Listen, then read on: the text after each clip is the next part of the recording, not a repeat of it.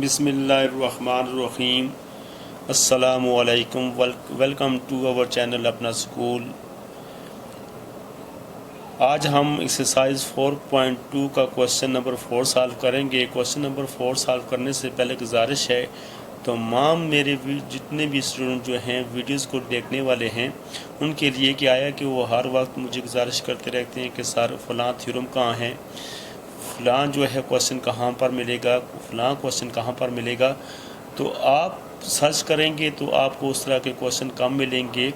आप चैनल के अंदर जाकर प्ले लिस्ट देखें तो प्ले लिस्ट जो है अलग अलग से बनी है, थ्योरम की प्ले लिस्ट अलग से बनी है और 9th मैथ जो है 9th क्लास का मैथ जो है वो अलग से प्ले लिस्ट के अंदर है और 10th क्लास का मैथ अलग से प्ले लिस्ट के अंदर है। वहाँ से आप आसानी से हर क्वेश्चन को ढूंढ सकते हैं।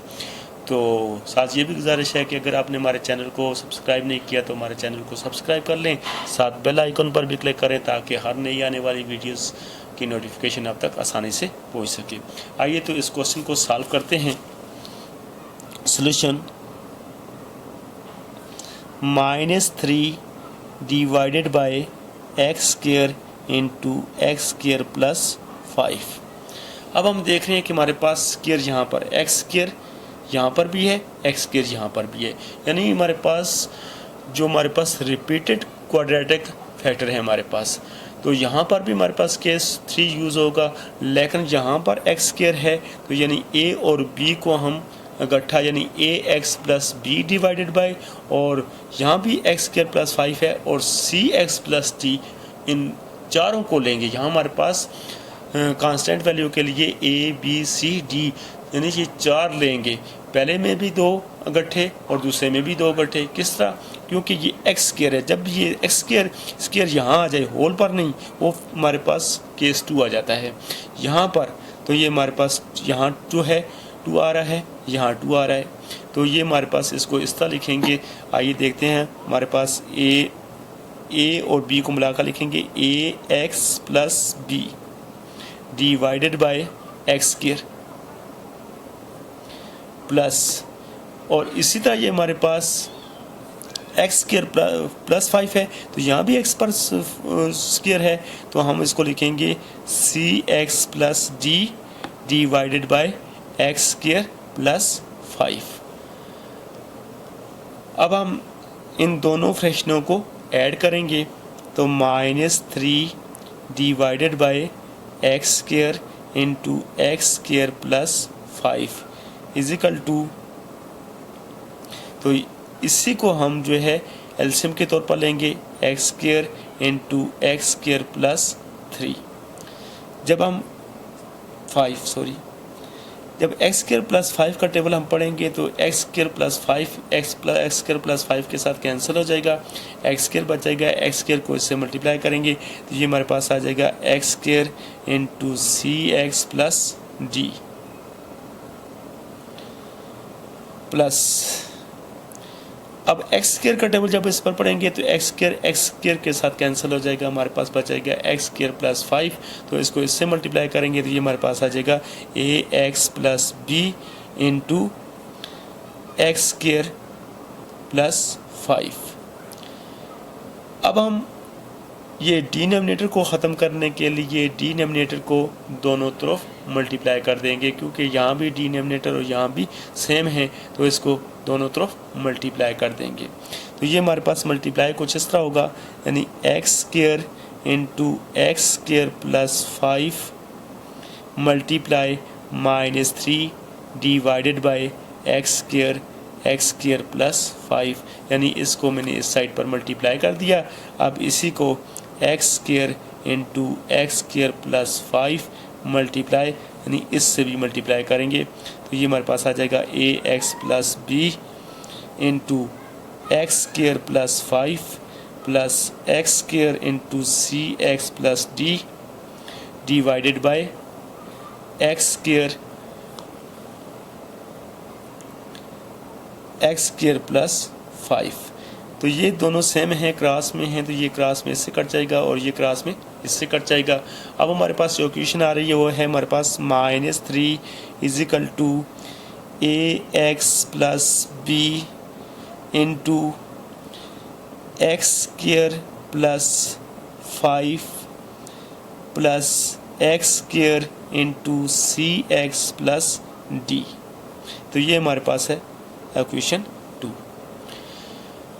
अब हम फैक्टर में देखते हैं तो ये हमारे पास एक्स स्क्वायर प्लस 5, तो लेकिन यहाँ हमारे पास स्क्वायर है तो यहाँ पर एक्स की वैल्यू हम फाइंड नहीं कर सकते, क्योंकि एक्स स्क्वायर मैं आपको सिंपल सा बता दूँ तो आपको कुछ समझ आ जाएगी, बेहतर तरीके से समझ आ जाएगी। ये देखो हमारे पास एक्स स्क्वायर प्लस 5 तो इजिकल टू 0। अगर मैं एक्स स्क्वायर प्लस 5 को उठाकर उस तरफ ले भी जाता हूँ तो ये -5 आएगा। तो ये हमारे पास इसके साथ माइनस भी आ रहा है और साथ ये परफेक्ट स्क्वायर भी नहीं है। तो पहले तो हमारे पास इस तरह था कि x -5, तो -5 को उठाकर उस तरफ ले जाएं तो x इजिकल टू +5, या +5 है तो उस तरफ जाकर -5, क्योंकि x ऑलरेडी x होता था, x पर स्क्वायर नहीं होता था, तो हम कहते थे कि x की वैल्यू जो है हमारे पास -5 है। जबकि यहाँ पर हम यहाँ पर x की वैल्यू फाइंड नहीं कर सकते यहाँ, लेकिन ये हमारे पास x स्क्वायर है तो जब हमारे पास x हो साथ प्लस माइनस कुछ ना हो तो हम कहते हैं कि x की वैल्यू हमारे पास 0 है। अगर x स्क्वायर भी हो तो तब भी उसकी वैल्यू हमारे पास 0 होगी। यानी कहने का मतलब ये है कि यहाँ जो हमारे पास x स्क्वायर है तो यहाँ हम देखें तो यहाँ भी x की वैल्यू हमारे पास 0, यानी x की वैल्यू 0 हो तो x स्क्वायर की वैल्यू भी हमारे पास 0 ही रहेगी। तो हम लिखेंगे when x equal to 0 put in 2, यानी x की वैल्यू जो 0 है उसको इक्वेशन 2 में पुट करना है। -3 इजिकल टू a x से मल्टीप्लाई हो रहा है, x की वैल्यू हमारे पास है 0 plus b into x square है तो x की वैल्यू हमारे पास है 0 का स्क्वायर प्लस 5 प्लस x की वैल्यू हमारे पास 0 है, 0 का स्क्वायर इंटू c, x की वैल्यू है हमारे पास 0 प्लस d। अब इसको मज़ीद सॉल्व करें तो ये -3 a को 0 से मल्टीप्लाई करेंगे तो ये हमारे पास 0 आ जाएगा, प्लस b 0 का स्क्वायर हमारे पास 0 रहेगा, प्लस 5 प्लस 0 का स्क्वायर हमारे पास 0 रहेगा, और इसी तरह ब्रैकेट्स के अंदर c 0 से मल्टीप्लाई होगा तो 0 प्लस d।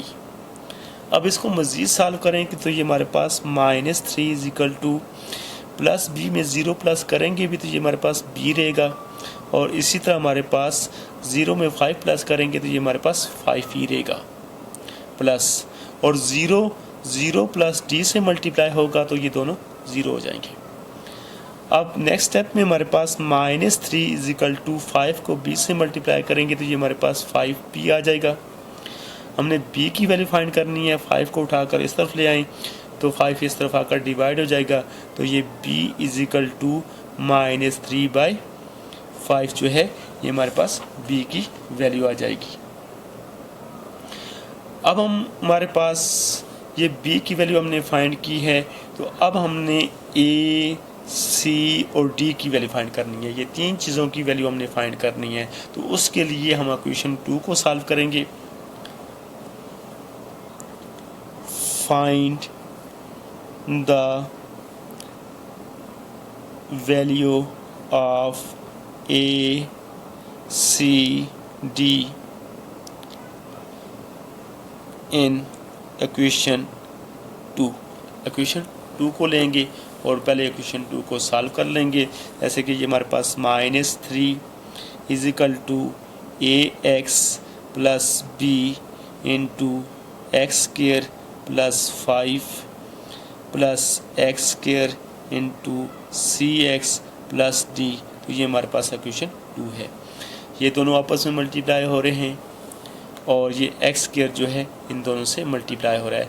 इन दोनों को आपस में मल्टीप्लाई करेंगे और एक्स स्क्वायर को इन दोनों से मल्टीप्लाई करेंगे। -3 इजिकल टू ए एक्स जो है एक्स स्क्वायर से मल्टीप्लाई होगा तो ये हमारे पास ax³ plus plus plus ax को 5 से मल्टीप्लाई करेंगे तो ये हमारे पास 5ax आ जाएगा, प्लस प्लस प्लस b को x² से मल्टीप्लाई करेंगे तो ये हमारे पास bx² आ जाएगा, प्लस प्लस प्लस और b को 5 से मल्टीप्लाई करेंगे तो ये हमारे पास 5b। अब इसी तरह हमारे पास plus plus plus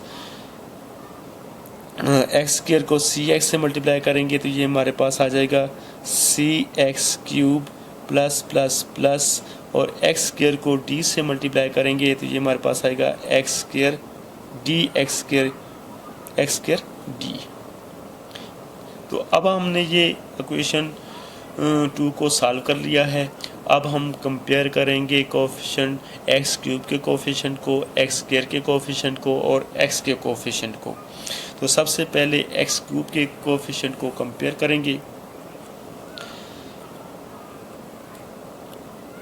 comparing the coefficient of x cube.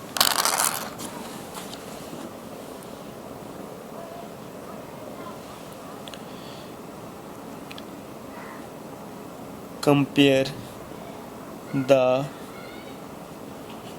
coefficient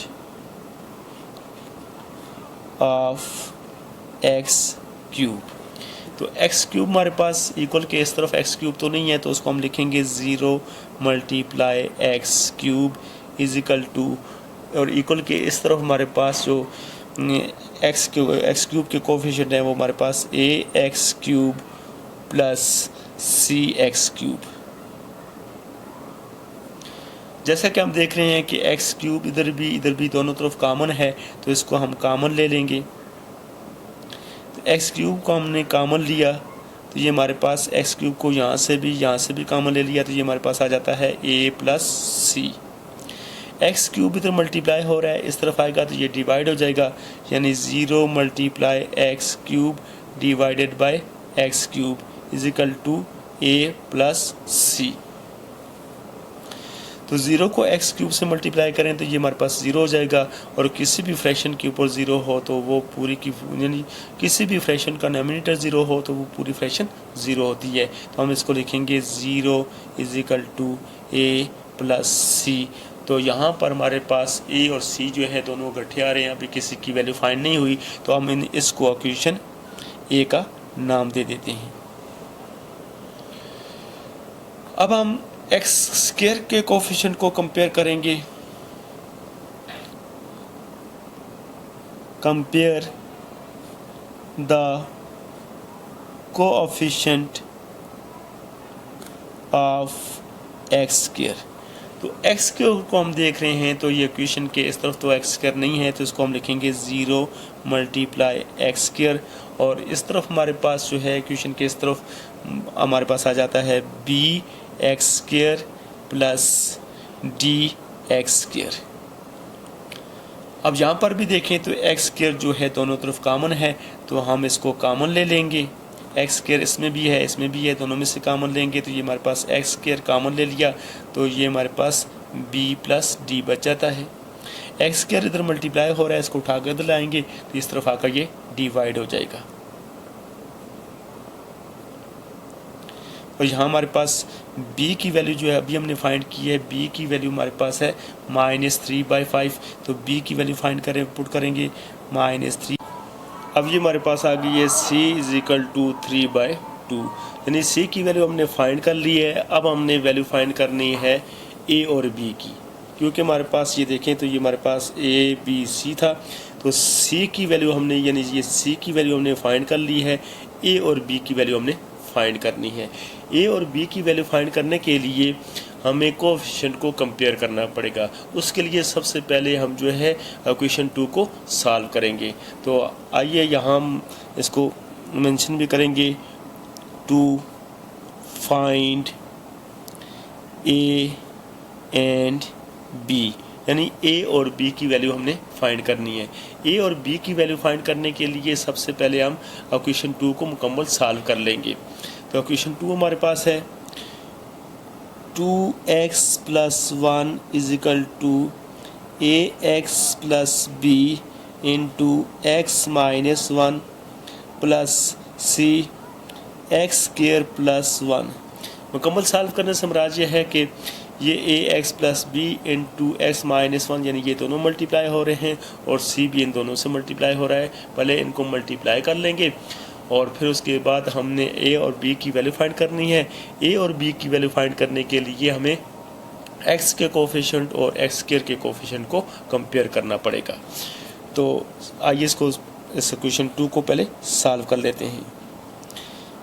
2x + 1, तो ये दोनों मल्टीप्लाई हो रहे हैं क्योंकि दोनों ब्रैकेट्स के दरमियान कोई साइन नहीं है, तो ये मल्टीप्लाई हो रहे हैं। ax को x से मल्टीप्लाई करेंगे तो ये हमारे पास आ जाएगा ax² plus minus minus ax को 1 से मल्टीप्लाई करेंगे तो ये हमारे पास आ जाएगा ax plus plus plus b को x से मल्टीप्लाई करेंगे तो ये हमारे पास bx plus minus minus b को 1 से मल्टीप्लाई करेंगे तो ये हमारे पास b। अब देखा कि आपने ये ax को भी इन दोनों से मल्टीप्लाई किया और b को भी इन दोनों से मल्टीप्लाई किया तो ये हमारे पास आ गया। इसी तरह अब ये cx² से मल्टीप्लाई हो रहा है तो cx² प्लस प्लस प्लस और c को 1 से मल्टीप्लाई करेंगे तो ये हमारे पास c। अब क्वेश्चन 2 जो है मुकम्मल तौर पर जो है सॉल्व हमने कर ली है। तो अब हम बारी बारी ए बी की वैल्यू फाइंड करेंगे। तो सबसे पहले हम एक्स स्क्वायर के कोफिशिएंट को कंपेयर करेंगे। यानी ये देखेंगे हमारे पास ये एक्स स्क्वायर है, इसका कोफिशिएंट ए है, ये एक्स स्क्वायर है, इसका कोफिशिएंट हमारे पास सी है। इक्वल के इस तरफ हमारे पास एक्स स्क्वायर नहीं है, तो जब इक्वल के इस तरफ हमारे पास एक्स स्क्वायर नहीं है तो उसकी जगह हम जो है एक्स स्क्वायर का कोफिशिएंट 0 लेंगे। यानी हमारे पास एक्स स्क्वायर के कोफिशिएंट को कंपेयर करेंगे। कंपेयर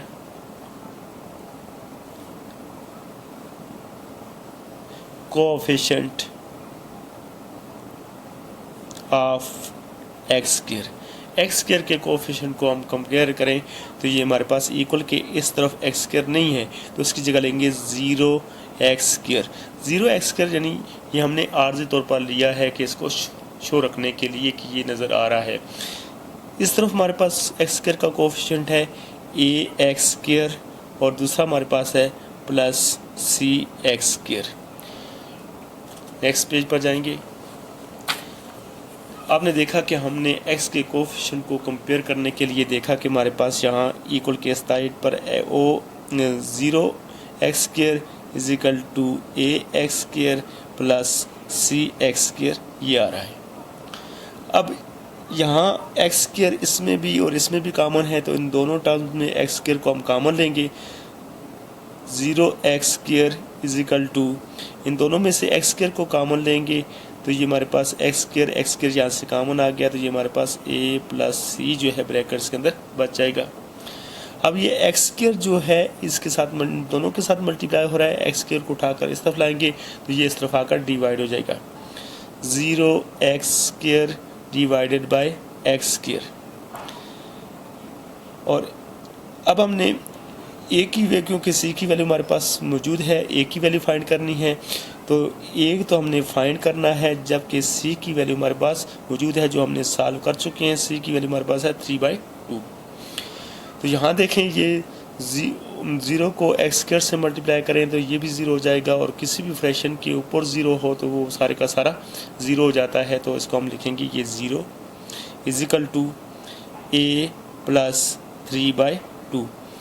अब हमने a की वैल्यू फाइंड करनी है, प्लस 3/2 को उठाकर इक्वल के इस साइड पर ले आएंगे तो ये हमारे पास कुछ इस तरह आ जाएगा। a = प्लस 3/2 को उठाकर इधर लाएंगे तो ये माइनस 3/2। तो आप इसको इस तरह भी लिख सकते हैं a = माइनस 3/2। अब आपके पास c की वैल्यू भी आ गई है, a की भी वैल्यू भी आ गई है। अब हमने जो है b की वैल्यू फाइंड करनी है तो इसके लिए हम कंपेयर करेंगे कोएफिशिएंट ऑफ x के कोएफिशिएंट को कंपेयर करेंगे। Compare the coefficient of x के कोएफिशिएंट को कंपेयर करेंगे। अब हमारे पास देखेंगे कि x के कोएफिशिएंट हमारे पास क्या है। तो x के कोएफिशिएंट देखें तो ये हमारे पास जहाँ पर इक्वेशन 2 को हमने सॉल्व किया था तो ये हमारे पास 2x यानी इक्वल के इस तरफ हमारे पास 2x है और इस तरफ हमारे पास -ax और प्लस बी एक्स। तो ये हमारे पास जो है एक्स के कोएफिशिएंट हमारे पास मौजूद हैं। तो इनको हम कुछ इस तरह लिखेंगे। एक हमारे पास आ जाता है 2x जो इक्वल के इस तरफ है equal to plus b x और माइनस ए एक्स। तो ये हमारे पास x के कोएफिशिएंट हैं। तो हम यहाँ देख रहे हैं तो x दोनों में कॉमन है, 2x इजिकल टू इन दोनों में से x कॉमन लेंगे तो हमारे पास आ जाएगा b माइनस ए। अब x इधर मल्टीप्लाई हो रहा है, इधर आएगा तो ये डिवाइड हो, यानी x को उठाकर इधर लाएंगे तो इस तरफ आकर डिवाइड हो जाएगा, यानी 2x divided by x equal to b, जबकि माइनस और a की वैल्यू हमारे पास मौजूद है। a की वैल्यू अभी हमने फाइंड की है, वो है हमारे पास -3/2। ये x से कैंसिल हो जाएगा, ये हमारे पास आ जाएगा 2 इजिकल टू b, और ये माइनस माइनस प्लस और 3/2। हमने b की वैल्यू फाइंड करनी है, प्लस 3/2 जो है यहाँ ऐड हो रहा है, इसको उठाकर हम इस तरफ लाएंगे तो ये इस तरफ आकर माइनस हो जाएगा, यानी b इजिकल टू 2 माइनस 3/2। अब हमारे पास इसके नीचे भी आप 1 ले सकते हैं। अब ये दो फ्रैक्शंस हैं, उनके दरमियान माइनस है, यानी इसमें से इसको माइनस करना है। तो दोनों फ्रैक्शनों के दरमियान माइनस हो या प्लस तो एलसीएम लिया जाता है। अब हम एलसीएम लेंगे, 1 और 2 का जो एलसीएम है हमारे पास है वो 2 इजिकल टू बी। उसी तरह लिखें, 2 से कैंसिल हो जाएगा, यानी 2 का टेबल 2 पर 1 बार 1 को 3 से मल्टीप्लाई करेंगे तो ये हमारे पास आएगा 3, माइनस 1 का टेबल 2 पर 2 बार 2 को 2 से मल्टीप्लाई करेंगे तो ये हमारे पास आएगा 4। तो 4 में से -3 निकालेंगे तो ये हमारे पास 1/2 इजिकल टू बी, और इस तरह भी लिख सकते हैं b इजिकल टू 1/2। अब हमारे पास a, b और c तीनों की वैल्यू हमने मालूम कर ली है। इन तीनों की वैल्यू जो है हम क्वेश्चन के यानी फर्स्ट इक्वेशन के अंदर पुट करेंगे। फर्स्ट इक्वेशन हमारे पास है 2x plus 1 divided by x square plus 1 into x minus 1 equal to a x plus B divided by x square plus 1 plus c divided by x minus 1। A b c की जगह इनकी value put करेंगे। ए की value हमारे पास है -3/2, -3/2 x plus, जबकि b की वैल्यू है हमारे पास 1/2 divided by x square plus 1 plus, और c की वैल्यू जो है हमारे पास है 3/2 डिवाइडेड बाय एक्स माइनस 1। जैसा कि आप देख रहे हैं कि ये हमारे पास दोनों सॉल्व हो रहे हैं, तो इनको पहले सॉल्व करेंगे। यानी हमारे पास ये आ गया है कुछ इस तरह। हम इसको दोबारा लिखेंगे ताकि सामने रहे हमारे पास। इसको हम सॉल्व कर रहे हैं, -3/2 x plus 1/2 divided by x square plus 1 plus 3/2 divided by x minus 1। तो इन दोनों को हम रफ पेज पर भी सॉल्व कर सकते हैं कि ये हमारे पास रफ पेज पर सॉल्व कर लेंगे। उसके बाद हम डायरेक्ट लिखें -3/2 एक्स प्लस 1/2। तो इन दोनों का एलसीएम जो है वो हमारे पास आएगा 2। 2 से कैंसिल हो जाएगा, यानी 2 का टेबल 2 पर 1 बार 1 को 1 से मल्टीप्लाई करेंगे तो ये हमारे पास आ जाएगा 1 प्लस, और 2 का टेबल 2 पर 1 बार 1 को 3x से -3x से मल्टीप्लाई करेंगे तो ये आ जाएगा -3x। अब हमारे पास -3x प्लस 1 जो है ये हमारे पास, इसको सॉल्व करें तो डिवाइडेड बाय 2 आ जाता है। तो इसको हम लिखेंगे -3x plus 1 divided bye 2 divide x square plus 1 plus 3/2 divided by x minus 1।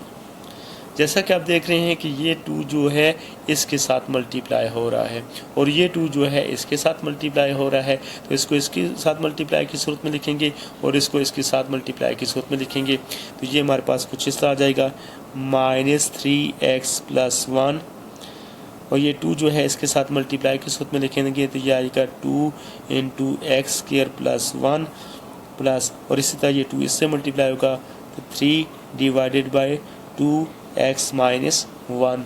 तो ये हमारे पास क्वेश्चन है, क्वेश्चन नंबर 3 का आंसर एक्सरसाइज 4.2 आपने वो और से देखा होगा। इस क्वेश्चन को आपने बार बार देखना है, तब जाकर आप इस क्वेश्चन को अच्छी तरीके से समझ पाएंगे, क्योंकि इसमें सबसे ज़्यादा स्टेप हैं। क्वेश्चन लेंथी जाता है लेकिन मुश्किल नहीं है। कोशिश करने से आप आसानी से इसको सॉल्व कर सकती हैं। Thanks you ji.